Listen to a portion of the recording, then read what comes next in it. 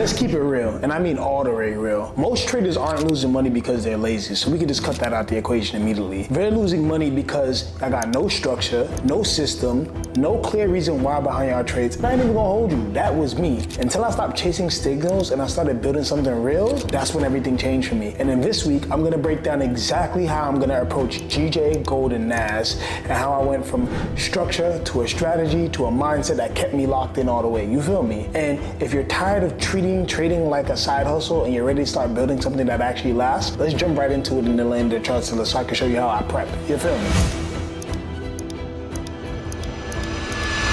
On this part, here we go on the land of the charts. All right, so as you can see, I'm on a daily time frame, and I want to kind of point out a couple things to ensure and make sure that we're following along correctly. Now, I read what y'all guys said in the comment section about my charts, and I clearly want you guys to just pay some simple attention so that way you can understand exactly what I'm saying here. So this is the daily higher low, and this is the daily higher high in this area. Now, this median area right here is our last area of market structure to where we broke, and I drew that with the median here. Now, after here's where we went into a downtrend, and then we broke back up to the upside. So this whole area that you're seeing right here is consolidation. And now we're seeing where we are within this consolidation, so we can see if this higher time frame fib that you see right here on this side is playing out. Now from here to here, we settled on 78.6, and we just been ranging between the 38.2 and the 78.6. The range ended up getting tighter, and you can see in this example that as we go down to like an 8-hour time frame, that we still ended up breaking structure going back here down to this downside, and this was like around April. This is super important because we ended up breaking and then retesting, making a higher low right here, because you can see that we failed to go low, and then we ended up going from this downtrend to this uptrend to where you see these green eclipses.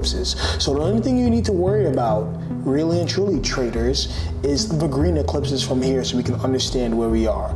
Now this was a higher low, this was a higher high, this was a higher low, this was a higher high, this is the most recent higher low, and now we're ranging between highs and lows. So as we get lower than this 8-hour time frame, we're just going to be looking at the detail. Let's look at double the amount of data, which is in this 4-hour time frame. We can see from this particular higher low on this 4-hour time frame to this higher high, the market has failed to break above this higher high right here, which is super duper important. This was our most recent higher low, because you can see from this low point right here that the market had 3 significant things which was very significant to trend lines. We had a 3-point touch, which is our point A, our point B, and our point C. Now normally our point C is the most volatile touch, so we're going to kind of go into that as we get to the lower time frames and see why that's so important. But you can see from wick to wick to wick, all within this area, all 3 of these touch points were touched, which where this third one was the most volatile, right? So now going down lower, what you're gonna see is when we go down to the 2-hour, we're always gonna look at double the amount of data.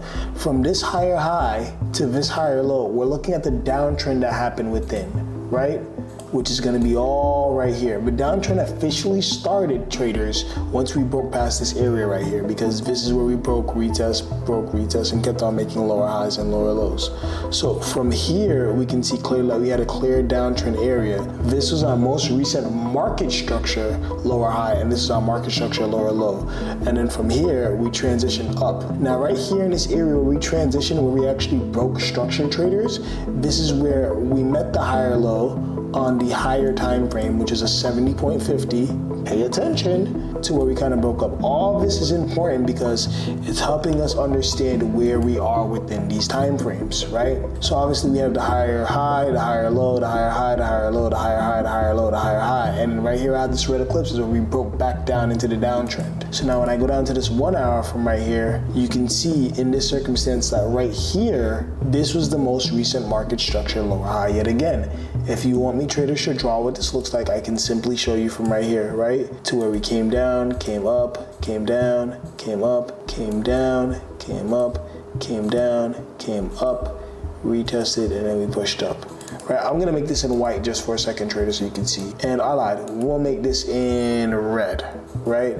And I just want you to follow along with these red areas because it's super duper important. The downtrending market, this was our most recent lower high. If we were supposed to draw this, right? And we were supposed to see this, right? Let's just do our trend line for 1 second so we can make sense of this. This is a lower low, this is a lower high. You see this area where we ranged at? We never went lower, but this high went up here to retest this one. Doesn't mean we broke structure quite yet. It just means that we have to wait for volume to break and retest, because without a retest, we can't go up. See right here how we broke above all of this and then we retested? This was one big move, hence why it's actually drawn out. So let's delete this so that way we can have the utmost clarity, right? You can see the green, which is the most recent for this area. And what I want to show you right here is that boom, price went up. We came and settled on 70.50 again. Notice the 70.50 traders. After we settled on that, we ended up making a higher high. So what does that mean? That means that our new fibs is going to go from here to here to where we made a 23.6, and then finally we pushed up here. So now deleting all the green, we can actually see where we actually left off from that downtrend to that uptrend, which is what I was attempting to draw, to where we came up here. Oh, wrong tool. Sorry about that. To where we came up here, here. We retested, making us think that there was market structure, and then we pushed up, right? So we'll make this in green so that we're able to follow along. Now, when it comes to retest areas, because I feel like we made this higher high, keep in mind, let's backtrack to the 2 hour. We still haven't had enough momentum to break this higher time frame fib yet, and we're in a resistance zone based off of the higher time frame. I feel like price is gonna actually make a retracement back down, and let's just draw it out because this is the projection, right? I feel like price is actually gonna make a price back down either to here or to this 23.6, more than likely to like around here or lower, right? But I'm looking for it to do from here and come up like this. Keep in mind, the market doesn't owe us nothing at all, right? Let's go back to that 1 hour. The market doesn't owe us nothing. It can do this, right? Or it could come back lower down here and then bounce off of this zone right here. So we just want to kind of make sure that the rounds of possibilities, we're keeping that open. But I'm expecting GJ to come back down to go back up. And you're probably going to ask me, where's the profit targets for this week? Well, the profit targets are going to be the negative 27 and the negative 61.8. That's on this smaller time frame. If we go a little bit higher, I want to say the higher time frame is this negative 27 and then this negative 61.8, to where we can almost come back towards these all-time highs. So somewhere like around up here in the 200 and the 198 area is where I'm looking. That's pretty much going to be it for GJ. Screenshot it, take a picture of it, love it, and enjoy it. Yo, I got a quick gift for the builders. If you're ready to stop guessing and start trading with clarity, just DM me the word on System IG, and we'll go ahead and set up that one-on-one strategy call where we'll deep dive your trading plan, your mindset, your current setups. So hear me out. This ain't a sales call. It's about giving you a foundation that's helped and built to make you win around your goals. You feel me? So let's fix what's actually been holding you back so that way you can step forward. And a matter of fact, let's actually get back to the charts. NAS, something similar in a nutshell right now. NAS has been trending very, very good. You can see same concept. I have a fib within a fib here, so I want to focus on that time frame where I have the fib within a fib. This is our most recent higher low. This is our most recent higher high. The market came back and gave us that steep retrace, and then it retested all the way back up. So now we're in our area of resistance pretty much. So there's 2 or 3 things that can happen, right? Now, based on these wicks up here, I can say that price is probably going to come back down. Why? Due to the simple fact, right, of structure. Now, where is price going to come back to? Well, hey, this is why it's so great to be a trader. Based on these volume candles that we have and the rejections, let's go down a little bit lower. We can almost anticipate price to maybe come back down to this 50 or this 38.2 area and retest before we go back up. So almost the same concept. Now, the market doesn't have to do any of this, but what I'm expecting is something along the lines of this and then this. The market can open and the market can do something along the lines of this, because we got to think in terms of probability, right? The market can push up, hit this resistance area, and then boom. I know you're probably saying like, yo, hey Drew, why would we stop right there? Well, because this is the previous higher high, and we may just probably come into this area, bounce off, and then come back to get our retest, or maybe at this 23.6.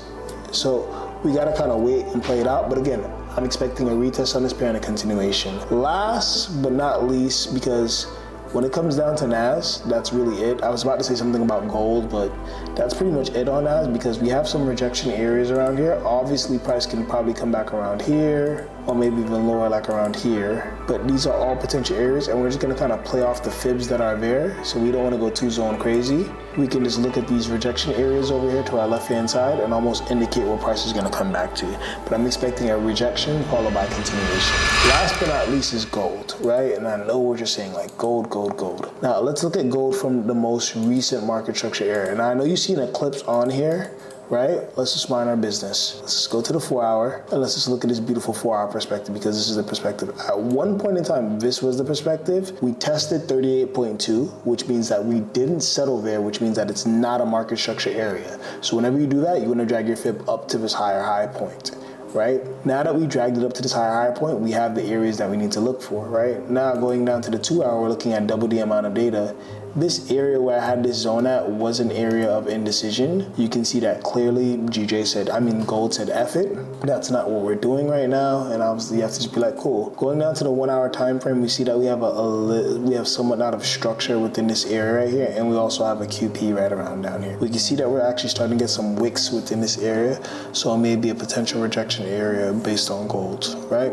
What I'm anticipating is that what we need to see on this 1 hour time frame is going to be a little bit more different. We need to see that buyers need to take either this area over or this area over, right? We need to see some type of buyers kind of taking over the area so that way we know that we're good to actually trend upwards. So what is that going to look like? Let's go down to the lower time frames just a little bit more. We need to see something along the lines of this that I'm about to draw to the other side, right? We need to see a red candle, right? Followed by a bigger candle, right?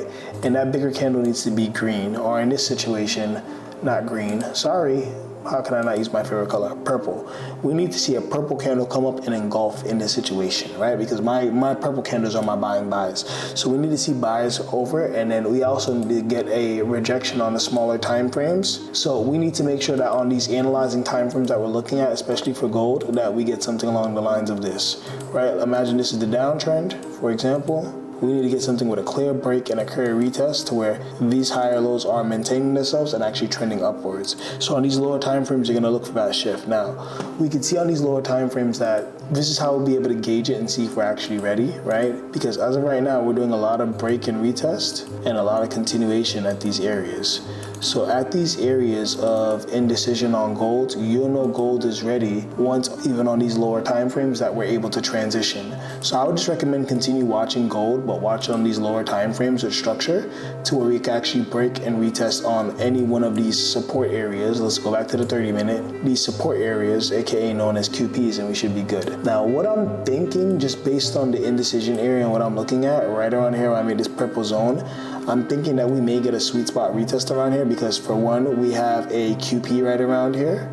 And then two, right here in the middle, if I don't have it marked off already, I don't, the halfway QP is right around here. So I'm expecting somewhere in between these zones potentially, or maybe at lowest at this 300 QP, that we may get some type of rejection. But probably just watch on these lower time frames, and I'll make this in red so it's easier for y'all. So y'all can add it to y'all charts.